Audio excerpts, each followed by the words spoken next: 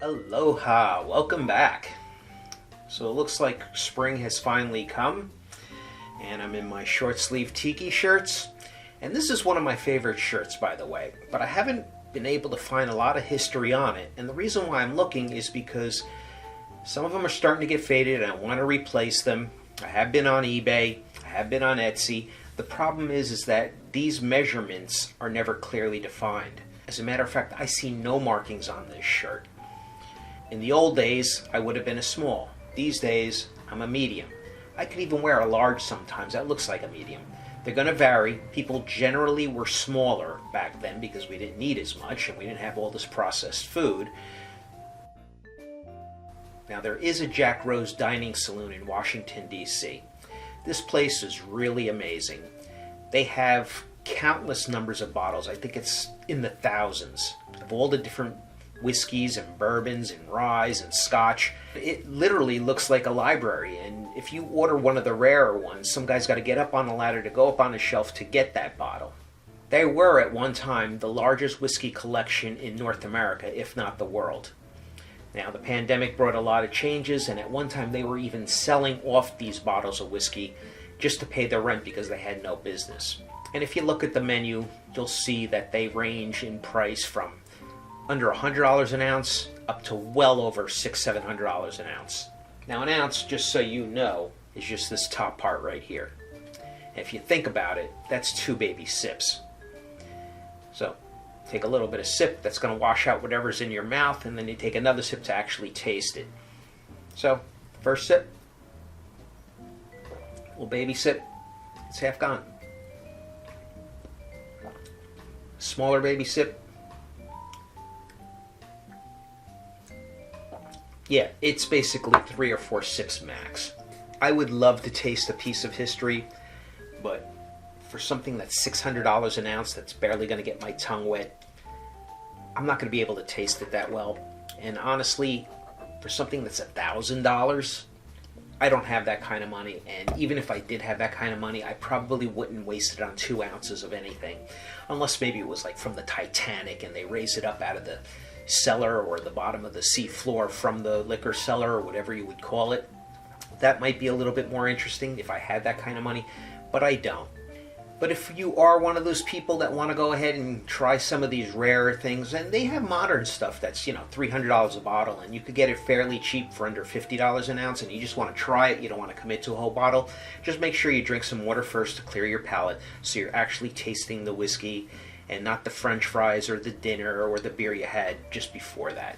Once I had something to eat, they have great food, and once I had one of their cocktails, we went upstairs to the rooftop Tiki Bar. They did have some pretty interesting cocktails. I was talking to the mixologist there, and he actually won a contest with his 4-nut orgeat. I think it had pistachios in it, cashews, almonds, and walnuts. And one of the drinks he had won a contest for was the Cool Joe Camel, and it was a mezcal. And I guess because Camel cigarettes at one time used a camel to promote their products, that's where it got the smoky taste from the mezcal. I'm not really sure why he named it that, but we're going to come all the way back to Jersey now to finish this cocktail. Now, Laird's Applejack is the oldest distillery in the United States that's been in continuous run since I think it was the 1690s. They were established in 1780, but the family itself had been doing this for 100 years before that. So then you're probably saying to yourself, well, what did they do during Prohibition? They must have closed. Well, back then you were still allowed to produce minimal amounts of alcohol for medicinal purposes, like if the doctor prescribed it. You could still make apple cider vinegar, apple sauce, apple juice, non-alcoholic cider. And if you've ever had apple cider, hard cider, it's actually pretty good. It's like a refreshing beer. It's a little bit more crisp, a little bit more tart. It's good. And George Washington, there's actually some correspondence where he actually asked for the recipe.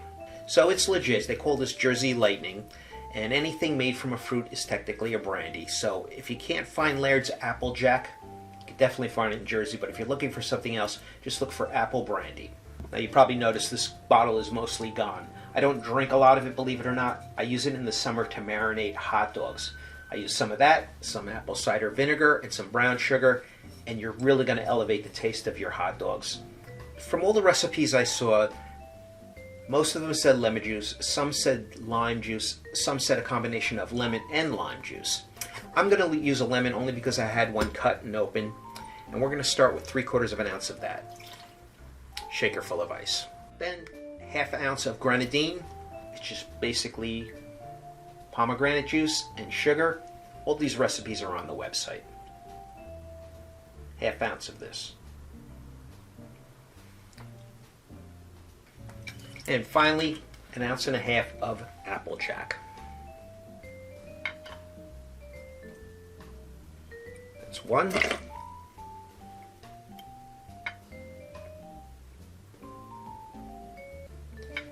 And a half. And the reason why I use the top one instead of the bigger one is because I like to wash out all those residual flavors like the grenadine and the Applejack and the lemon juice. Now this cocktail dates all the way back to 1912. Some say it was named after a gambler mobster, Jack Rose. Somebody else said it was a New Jersey bartender by the name of Joseph Mayrose from Newark, New Jersey. Either way, the cocktail has been a classic for over 100 years now. Ernest Hemingway wrote about it in his book. John Steinbeck wrote about it. It's a favorite among authors. I'm not sure why, but we're going to give it a taste now. And just so you know, I have been experimenting during the week because I'm not a big fan of grenadine, but when I make a bottle of it, I don't want to waste it. So I've been taste testing all my grenadine-based cocktails. Let's give it a shake.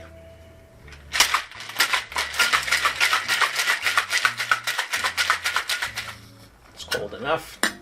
And the reason why I'm using this shaker instead of the traditional shaker is this one has a strainer built in, so it kind of saves me one step. So yeah, we're going to double strain this. Look at that beautiful ruby rose color, right? That's probably how it gets its name. A little bit of lemon. Let's give it a taste. It's good. It's really good. It's a bit tart.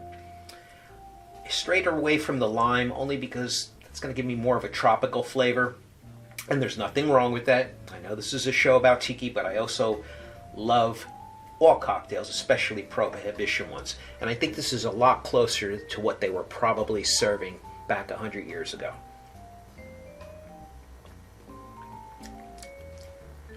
Yeah, it's a nice, mild cocktail. This is 80 proof. It's 40% alcohol, but it doesn't have that bite to it because we added enough grenadine. The lemon juice gives it enough perkiness and tartness. But this is a great cocktail, especially for a warm summer day or evening, whenever happy hour is for you.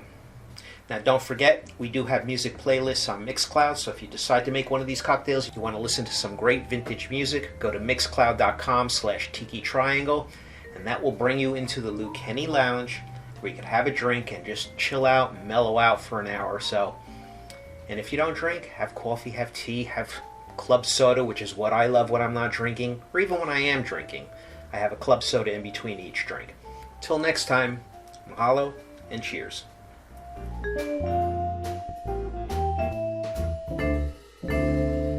Isn't happy hour anytime?